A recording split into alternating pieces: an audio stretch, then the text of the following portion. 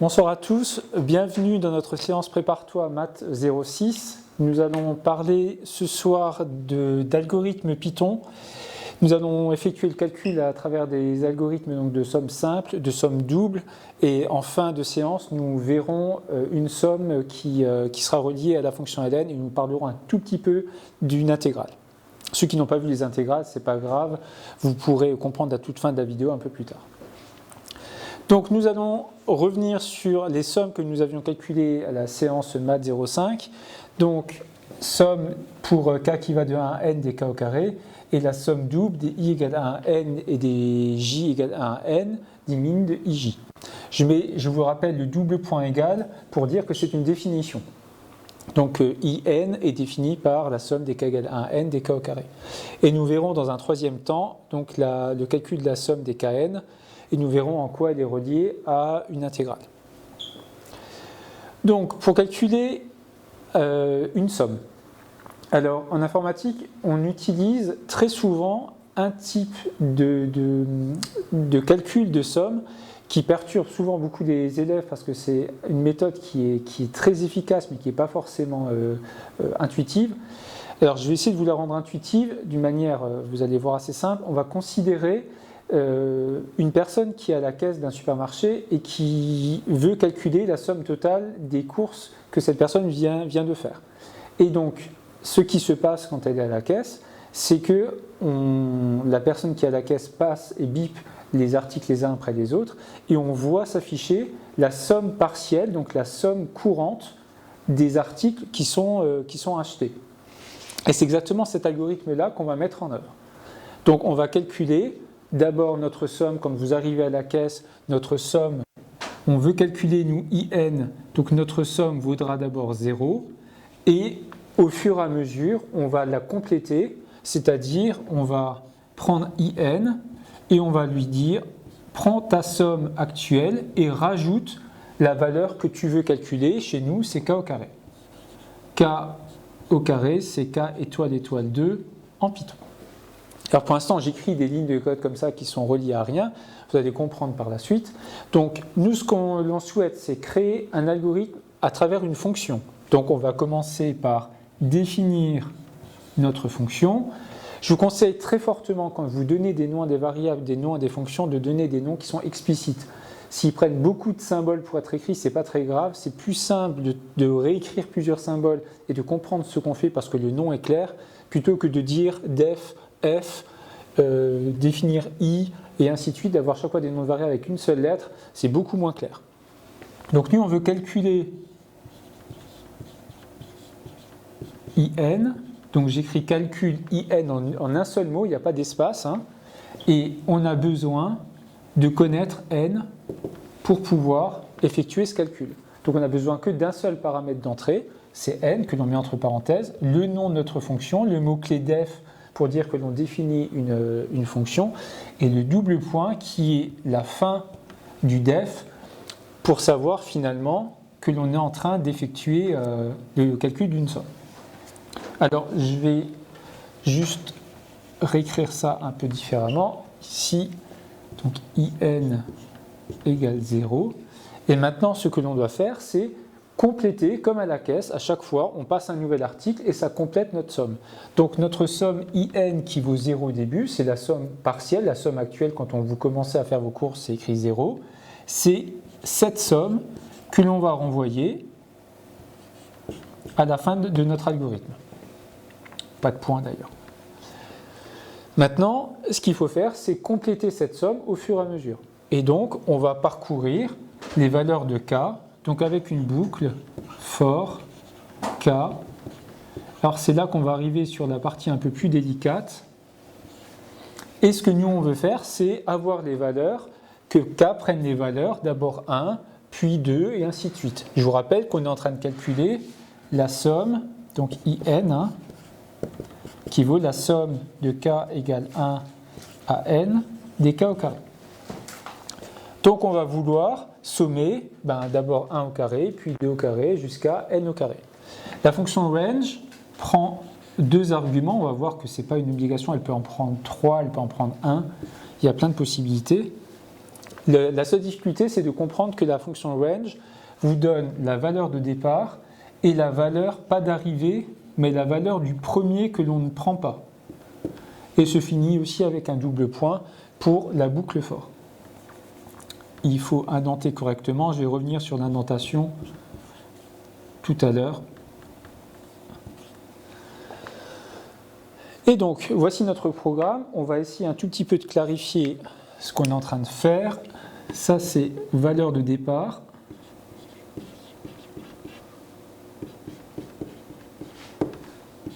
Et ça, c'est valeur finale non prise.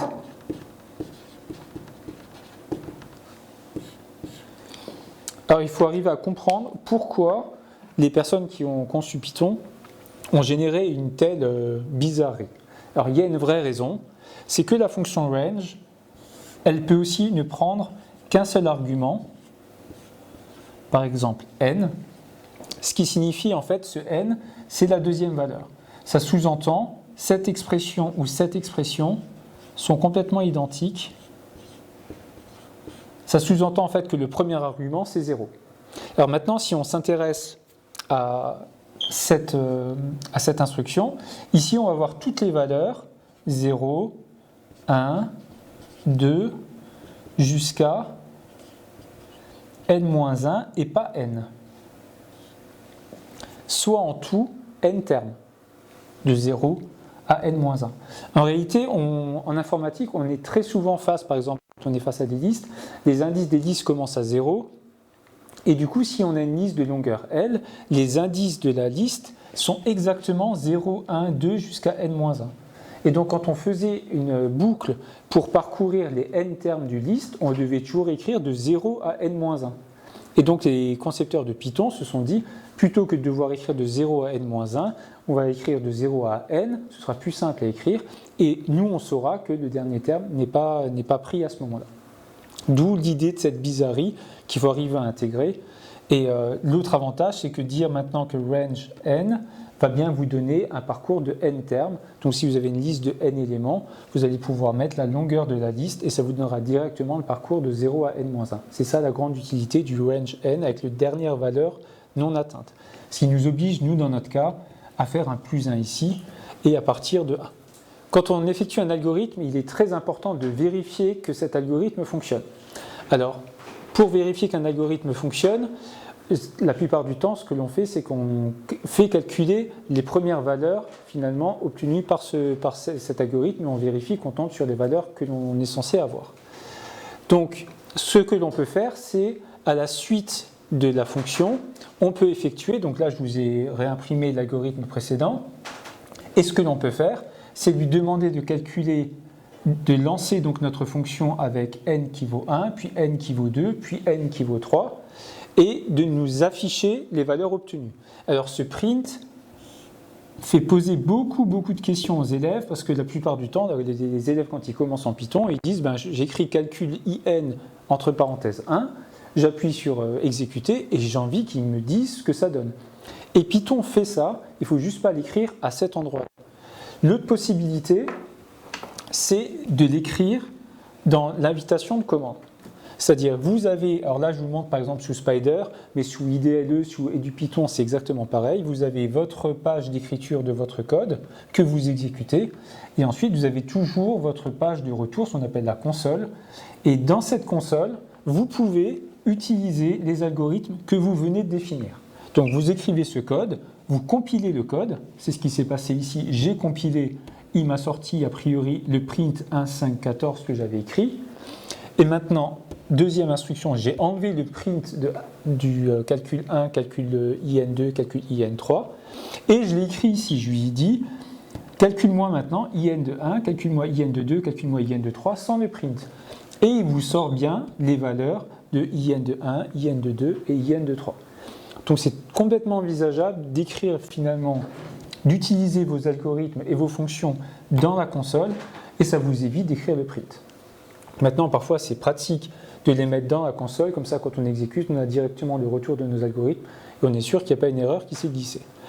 Par contre, niveau rigueur, obtenir 1, 5, 14 et remarquer que la somme de k égale 1 à 1 des k au carré est bien égale à 1 parce que je n'ai qu'un seul terme dans ma somme, que si maintenant je passe à 2, je vais obtenir 1 au carré plus 2 au carré, c'est-à-dire 5, et que si je passais à 3, je rajouterai encore 3 au carré égale 14, et dire les 3 premiers termes sont justes, donc mon algorithme est juste, n'est pas une vraie démonstration. Vous allez apprendre justement en informatique en classe prépa, ou dans le supérieur de manière plus générale, à démontrer qu'un algorithme est juste. Donc ça s'appelle une preuve de démonstration, ce n'est pas du tout notre objectif aujourd'hui. Sachez juste qu'on s'est penché sur la justification de la justesse d'un algorithme et il y a toute une théorie informatique qui a été créée à ce sujet et qui nous permet de prouver qu'un algorithme est juste. Nous allons maintenant effectuer un algorithme pour retrouver la valeur de Jn. Je vous rappelle qu'il était défini par la somme pour i égale 1 à n de la somme pour j égale 1 à n des mines de ij. Alors vous voyez que cette fois-ci on a une double boucle, une double somme, pardon, et cette double somme va être traduite algorithmiquement par une double boucle. Donc on va redéfinir notre algorithme. Cette fois-ci je vais l'appeler calcul jn, qui prend toujours comme paramètre n, on a seulement besoin de connaître la valeur de n pour pouvoir trouver la valeur de jn. Et je vais réappliquer la technique de la somme partielle ou du montant en fait quand vous passez à la caisse. Donc je dis Jn, c'est ce que je veux renvoyer, c'est ma somme partielle, elle vaut 0 au début, je renverrai Jn à la fin, c'est ce que je veux obtenir. Ma somme partielle, elle vaut 0, à la fin, elle vaudra la valeur complète de ma somme avec tous mes éléments. J'ai juste maintenant à boucler. Donc je refais une boucle sur i. De nouveau, mon i va de 1 à n, donc je suis obligé de faire un range de 1 à n plus 1. Et maintenant que je suis dans cette boucle, il faut que pour chaque valeur de i, je fasse une nouvelle boucle sur j. Toujours entre 1 et n plus 1. Et cette fois-ci, je vais prendre mon jn, je vais de nouveau lui rajouter, cette fois-ci, ce que je suis en train de calculer. Donc à chaque tour de boucle, je vais rajouter le min de ij, donc min ij. La syntaxe de la fonction min en Python est exactement la même que celle en mathématiques. Donc c'est min entre parenthèses, on met les deux éléments séparés par une virgule. J'aimerais attirer votre attention sur les indentations. Donc l'indentation, c'est le fait d'écrire avec un retrait les différents éléments. Vous voyez qu'ici on a une première indentation, ici j'ai une deuxième indentation. Et pour être très précis, j'ai une troisième indentation ici. Si vous regardez, c'est à chaque fois après un double point, j'indente, double point, j'indente, double point, j'indente. Alors, pourquoi est-ce qu'on a ces indentations et à quoi elles servent? Alors, historiquement, dans les anciens langages de programmation, vous n'aviez pas du tout besoin de faire une indentation pour coder. Sauf que les programmeurs ont pris cette habitude pour pouvoir justement savoir où ils se trouvent. Quand on est là, on remarque qu'on est au troisième niveau dans une structure, c'est-à-dire structure de la définition de la fonction. Je suis dans ma fonction, je suis dans ma première boucle, je suis au cœur de ma deuxième boucle. Donc les informaticiens ont pris cette habitude d'indenter. Et finalement, les créateurs de Python se sont dit, plutôt que de devoir faire comme dans les autres langages, mettre des accolades par exemple au début du for et à la fin du for pour dire voilà tout ce qui est dans la boucle for, ils ont dit, vu que les informaticiens indentent quoi qu'il arrive, et l'indentation jouera le rôle des accolades pour savoir où je suis. Alors c'est drôlement pratique, ça permet de nouveau de limiter le nombre de symboles écrits. Par contre, c'est beaucoup moins pratique pour des élèves qui apprennent à programmer parce qu'ils ont du mal à comprendre pourquoi ici, s'ils ont indenté, ça fonctionne, et s'ils ont écrit le bout de code qui est à cet endroit-là, ça ne fonctionne pas. C'est-à-dire déplacer le bout de code change la justesse du code ou carrément change soit le code ne fonctionne plus, soit le code fonctionne mais ne fait plus ce que l'on veut. Donc, Attention à ces indentations, je vous rappelle que c'est la touche Tab, la petite touche avec les doubles flèches en haut à gauche de votre clavier, et pas des espaces. Il y a des élèves parfois qui écrivent du code qui ressemble exactement à ça, mais ils ont mis des espaces et le code ne compile pas. Donc attention aux indentations. Double point, ça veut dire qu'on indente. Dès qu'on veut sortir de la boucle, le return, il sort de la double boucle. Je ne renvoie pas JN à chaque élément de ma boucle, mais une fois que les deux boucles ont été effectuées. Et donc, on ressort et je me remets au même niveau. Tout ce qui se trouve après la partie bleue est dans ma fonction.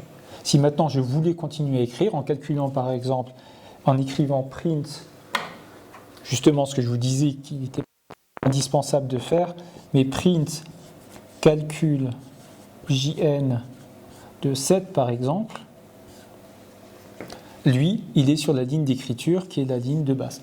Donc je définis JN, j'imprime quelque chose. Donc nous allons maintenant calculer la somme Kn. Donc Kn, je vous rappelle, c'est la somme pour k égale de 1 à n, c'est 1 sur 2k moins 1 fois 2k. Alors j'avais écrit 2k fois 2k moins 1, c'était juste pour permettre d'enlever le fois entre le 2k moins 1 et 2k. La vraie question, c'est pourquoi définir Kn de cette manière-là. Vous allez voir qu'on va avoir une utilité un peu... En tout cas, cette somme est venue d'une utilisation géométrique. On va voir comment on l'a défini de nouveau avec Python. Alors, je vous ai écrit cette fois-ci directement cet algorithme. Il est complètement identique à l'algorithme de IN. C'est une simple boucle. On fait une simple somme pour k qui varie de 1 à n à nouveau. Donc le range de nouveau de 1 à n plus 1 il est complètement identique. On commence à kn égale 0. La technique de nouveau du passage à la caisse, notre somme vaut 0 quand on n'a pas commencé à passer nos articles. Et à chaque fois on dit notre somme, c'est notre ancienne somme plus ce qu'on vient de rajouter. Juste attention au parathésage. 2 fois 2 étoile k étoile entre parenthèses 2k moins 1, le tout entre parenthèses pour que le 1 sur concerne bien le 2k fois la 2k moins 1. Et le return kn qui reste complètement identique. Maintenant, ce que j'ai fait, c'est que j'ai lancé cet algorithme, cette fois-ci dans la console, calcul kn pour 1 million. Et on obtient kn qui vaut à peu près 0,69, 31, 46 et ainsi de suite. Alors vous pourriez vous dire, ok, quel intérêt? 0,69, 31, 46, ça ne me dit rien. Ceux qui ont vu la fonction ln, eh ben, ça vous dit peut-être la valeur ln de 2, qui est vraiment, je crois qu'il y a des 6 ou 7 premiers chiffres qui sont complètement identiques à ln de 2. Donc la question est, est-ce que c'est un hasard ou est-ce qu'il y a un lien? On va voir justement quel est le lien. Pour cela, on va considérer une situation géométrique que l'on va déterminer de deux manières différentes. Une fois, on va tomber sur cette somme, et une fois, on va tomber sur ln de 2. Je vous propose l'activité suivante, donc de considérer la surface de l'aire de la surface qui est comprise entre la fonction inverse, l'axe des abscisses, les droites d'équation x égale 1 et x égale 2. Alors pour ceux qui n'ont pas encore vu les intégrales, ça peut vous paraître une situation très très bizarre. Alors je vous ai fait un petit schéma. Partie de la fonction inverse, et je considère cette aire comprise entre la courbe, l'axe des abscisses, la droite d'équation x égale 1 et la droite d'équation x égale 2. Donc on s'intéresse à toute cette partie de surface. Et on aimerait absolument calculer son aire. Alors, pour cela, les mathématiciens sont intéressés à une approximation de cette aire en essayant avec des formules ou avec des formes géométriques qui étaient simples. Alors, on peut très bien s'imaginer utiliser le trapèze qui relie les deux points qui sont les deux points sur la courbe aux points d'abscisse 1 et 2, s'intéresser à ce trapèze et ensuite essayer de considérer la surface que l'on prend en trop. Il y a d'autres mathématiciens qui sont plutôt dit on va passer par le dessous et on va utiliser un rectangle. Je vais prendre premier, un deuxième, troisième, un quatrième. Et on va essayer finalement d'estimer les aires de ces surfaces. Alors là, je vous ai fait un zoom pour ne considérer évidemment plus que la partie qui nous intéresse. Et je vais noter A1, l'aire de ce rectangle, A2, l'aire de ce rectangle, A3 et A4. Alors je choisis cet ordre-là parce que ce sont les surfaces qui sont chaque fois les plus grandes. 1 est plus grande qu'A2, qui est plus grande qu'A3, qui est plus grande qu'A4. Si je m'intéresse à A1, c'est un rectangle de longueur 1, l'abscisse entre 1 et 2, et de largeur, l'image de 2 par la fonction inverse. Donc l'image de 2, c'est 1 demi. C'est-à-dire 1 demi. Et que je vais me permettre d'écrire 1 sur 1 fois 2. Vous devez imaginer pourquoi. A2, 7R. La longueur, cette fois-ci, vu que j'ai coupé, alors vous ne le savez pas, mais je vous le dis, donc le segment de 1 à 2 en 2, je suis à 1,5 et à 1,5, c'est 3 demi. Vous allez voir que 3 demi sera beaucoup plus pratique à évaluer à ce moment-là. Et donc la longueur de mon rectangle, cette fois-ci, c'est 1 demi, donc 3 demi moins 1, fois la hauteur ici. Alors si je connais la hauteur, c'est-à-dire l'image de 3 demi, je pourrais dire que c'est l'image de 3 demi moins 1 demi. L'image de 3 demi par la fonction inverse, ben c'est l'inverse de 3 demi, c'est 2 tiers. Donc c'est 2 tiers moins 1 demi, c'est-à-dire, on va tout mettre sur 6, donc ce qui va faire 4 moins 3, 1, ce qui va faire 1 sixième. Et là, vous pourriez dire, oh ben mince, ça ne fonctionne pas, on ne tombe pas sur ce que l'on souhaiterait, ce que l'on peut supposer, mais en réalité si, parce que c'est bien 1 sur 3 fois 4. Si je m'intéresse maintenant à A3, j'ai de nouveau coupé en deux la largeur que j'avais considérée. Donc ici, je suis à 1,25 et 1,25, c'est 5 quarts. Et si je m'intéresse à la hauteur du rectangle, de nouveau, je vais pouvoir dire que c'est la hauteur précédente que j'avais considérée, donc l'image de 3 demi, c'est-à-dire 2 tiers, et il faut que j'enlève donc 2 tiers à l'image de 5 quarts, c'est-à-dire 4 cinquièmes. Donc la longueur, c'est 1 quart, et la largeur, c'est donc l'image de 5 quarts, c'est 4 cinquièmes, moins l'image de 3 demi, c'est-à-dire 2 tiers. On va donc ici réduire au dénominateur commun, on met tout sur 15, donc 4 fois 3, 12, moins 5 fois 2, 10, 12 moins 10 fait 2, donc il me reste 2 sur 15, donc j'ai 1 sur 4 fois 2 sur 15, qui va simplifier, on peut simplifier par 2, ce qui va faire 1 sur 30, et 1 sur 30, on est content de tomber sur 1 sur 5 fois 6. Alors, je ne vais pas rallonger les calculs inutilement. Si vous effectuez le calcul de A4, vous allez, de la même manière, vous allez tomber sur 1 sur 7 fois 8. Et on tombe finalement, alors je ne vais pas le prouver, ce n'est pas du tout le but de cette vidéo, mais on va pouvoir se dire que l'aire que l'on considère sous la courbe, l'aire grand A, ça va être finalement la somme de k égale 1 à plus l'infini. Alors c'est quelque chose que vous allez considérer dans le supérieur, je ne le justifie absolument pas. Je vais d'ailleurs pas l'écrire de cette manière-là, je vais l'écrire un peu différemment. Je vais dire que c'est la limite quand n tend vers plus l'infini de la somme de k égale 1 à n, donc de kn de 1 sur 2k moins 1. Alors, c'est non justifié, on ne sait pas quelles sont les autres aires, on ne sait pas si finalement il ne va pas rester encore un peu de place et on ne va pas exactement tendre vers cette aire. Je vous dis que c'est le cas. L'idée, c'est de comprendre maintenant comment on va pouvoir relier la grandeur kn et les valeurs avec la fonction ln et obtenir ln de 2.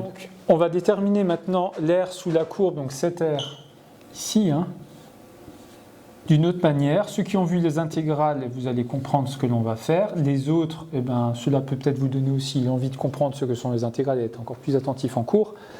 Mais l'aire que l'on considère, que j'ai noté grand A avant, on va pouvoir dire que c'est l'intégrale entre 1 et 2 de la fonction ln,